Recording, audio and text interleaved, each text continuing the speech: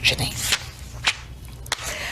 And joining me now here in Washington, D.C. is Jason Miller, the communications director and the President-elect Trump's transition team member. All right.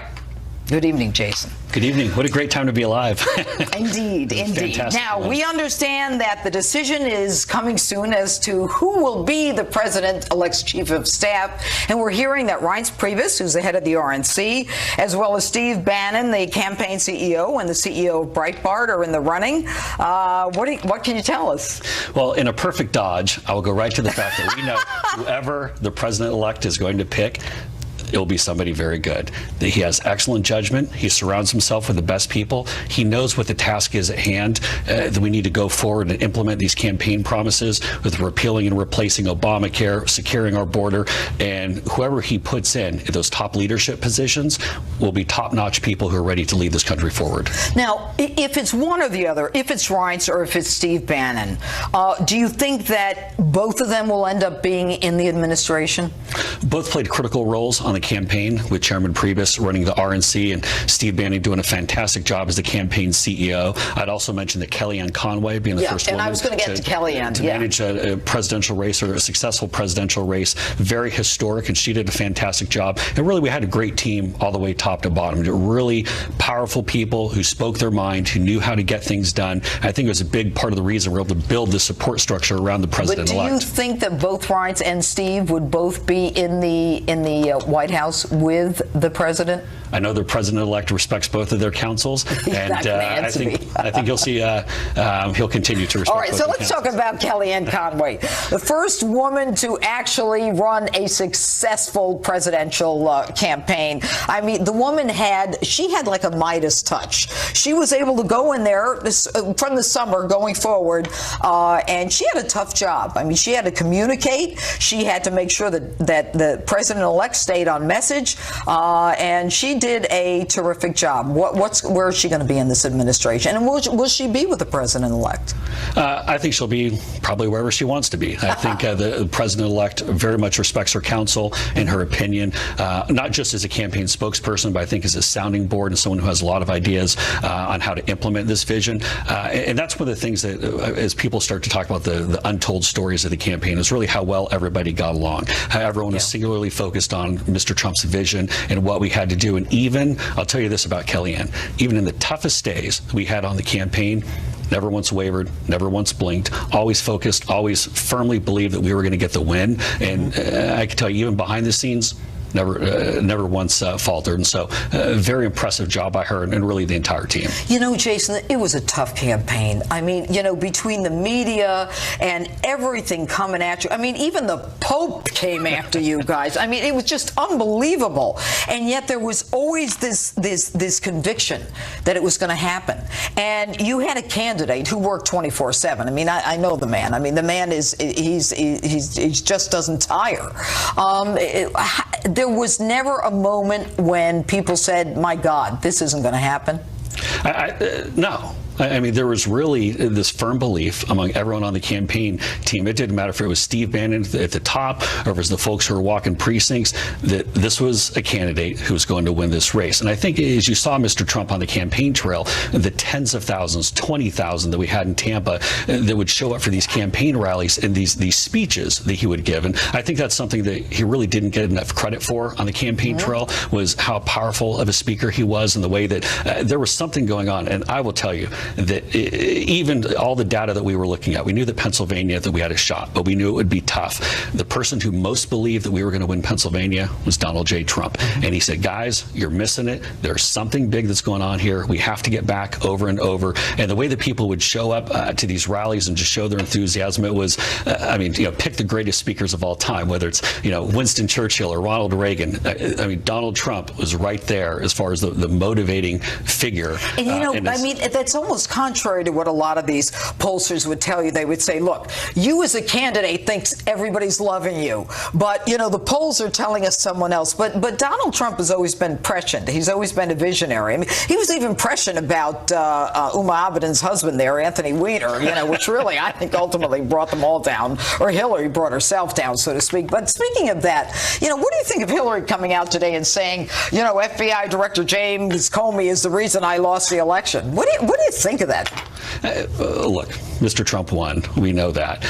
There's no reason to pick a fight with Hillary. But the one thing I'll say that since the election, that Mr. Trump has had a very good tone, I think, coming out of the campaign. I think he's been very focused on what he needs to do. Had a good meeting with the congressional leaders when he was up here on the Hill. We're looking forward, and that's really the approach that he's going to take, because let's be honest, over this past 8 years, the country has grown more divided, not more unified. And I think what you're going to see is with President Trump, after he's sworn in on the 20th, that he is going to be that unifying figure. Are you going to be in the White House, Mr. Miller? That'll be up to the president. All right. Thanks for being with us. Thanks for taking the time. Thanks, Judge. Are you tired? I'm always tired. All right, thanks so much. And my next guest and I had quite a few battles throughout the campaign season over who we believe would be the next president. Take a look. You're never going to vote for Donald. You're never going to vote for Hillary, but she's going to be your president. We're going to be right like back. Coco, I'm bringing you on the week after the election when Donald Trump wins. All right? All right. All right. I'm going to bring me the hanky. I'll be crying. Yeah, you'll be crying? I'll be crying. I'll be laughing. I'll be crying and drunk.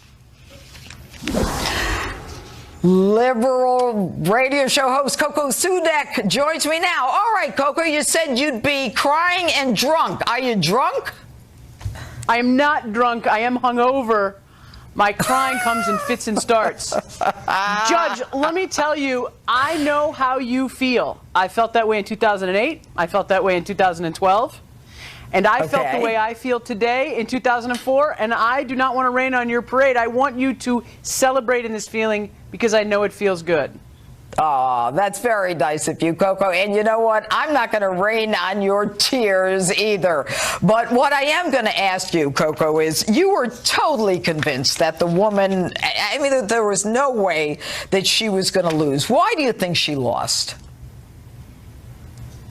I think she didn't inspire enough people. Look, I don't actually think Donald Trump won this election as much as I think Hillary Clinton lost it. And I want to be really candid. I do think she is an honorable person. And I know that you don't believe it. I do. But I also think that she didn't inspire the people that Obama inspired.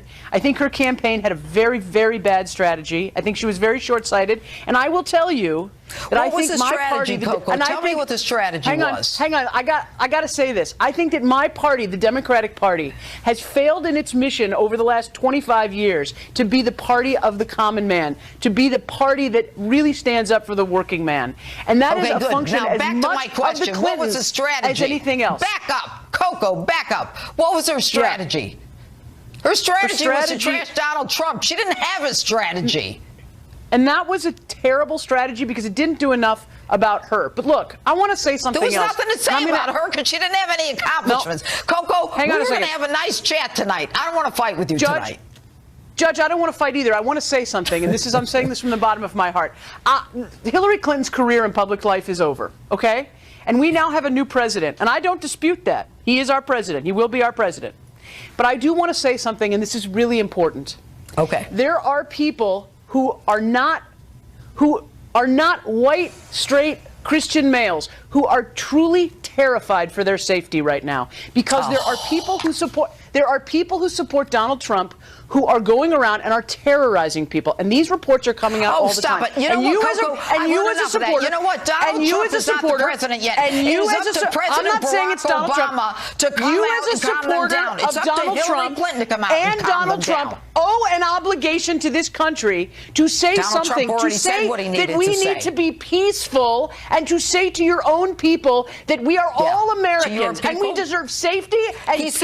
And you as a supporter owe it to this country to say it. Election night, he said exactly that. He handled it with complete class and elegance. People are being terrorized on the streets. Has divided this country, Coco. No. People are being what? Then forget it. Barack Obama is almost done. Barack Obama is almost done. Barack Obama is almost finished with his term. And what I'm telling you is, even if you don't believe it, there are people who are terrified of your supporters. My supporters, Coco, let me ask you a Donald question. Trump I spent supporters 30 and years, your supporters. Coco, And you listen, need to stop, denounce this stop. now. Coco, you need to stop. I spent 30 years in law enforcement. If someone is hurting you, you go to the police, you get them prosecuted, go to jail. Yes, Stop in a blaming perfect Donald world, Trump. that is the way you do it. Donald Trump, There is a leadership There's not problem a right question now. on the floor, Coco. There is not Donald a question Trump on the floor. needs to denounce My question this is now. this.